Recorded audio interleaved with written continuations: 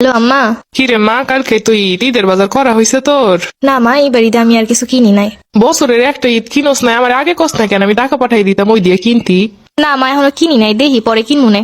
আর বিয়ের পরে এখন কি আর কোনো ঈদের বয়স আছে নাকি? কেন রে মা, তুই যে আগে কত কেনাকাটা করতে পছন্দ করতি, ঈদের আগে তো আমার মাথা খারাপ করে দিতি।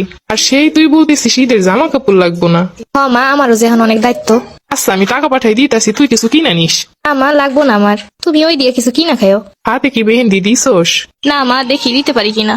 বৌমা কই গেলা? এইদিকে তো রান্না বান্না সব পইরা আছে, কালকে ঈদের দিন সব গুছগাছ করতে হইব তো। মা এখন রাহি, পরে কথা কমুনে। আচ্ছা মা, তুই ঈদের পরের দিনই চলে আসিস। দেখি মা, যাইতে দিলে যামুনে। ও মা, কালকে ঈদের দিন, কালকে কিন্তু আমার মেয়ে জামাই আইবো। আমার মেয়ে যা যা খাইতে পছন্দ করে আমি সব বাজার করে রাখছি, তুমি সুন্দর করে জানো ওইগুলা রান্না শুরু করে দিও। ঠিক আছে আম্মা। মেয়েদের জীবনটা এত কঠিন কেন? ছোটবেলা থেকে এত ঈদে মজা করে আসছি, কিন্তু এত অল্প টাইমে যে জীবনে এত বড় পরিবর্তন আসতে পারে সেটা মেয়ে না হলে বুঝতাম না। বৌমা এখনো উঠতেছ না? ঈদের দিনটাও যদি এত বেলা পর্যন্ত ঘুমানো লাগে, 7টা বাইজা গেছে, এখনো কোনো রান্না বান্নার খোঁজ নাই। মেহমান সব আইসে চইলা যাইবো।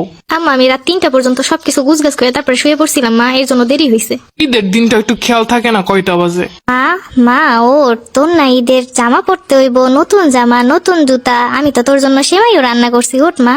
মা, আমি কি আর কোনোদিন আমার পুরনো দিনগুলো ফিরে পাবো না? মা, আর কি কোনোদিন পুরনো ঈদ ফিরে আসবে না আমার?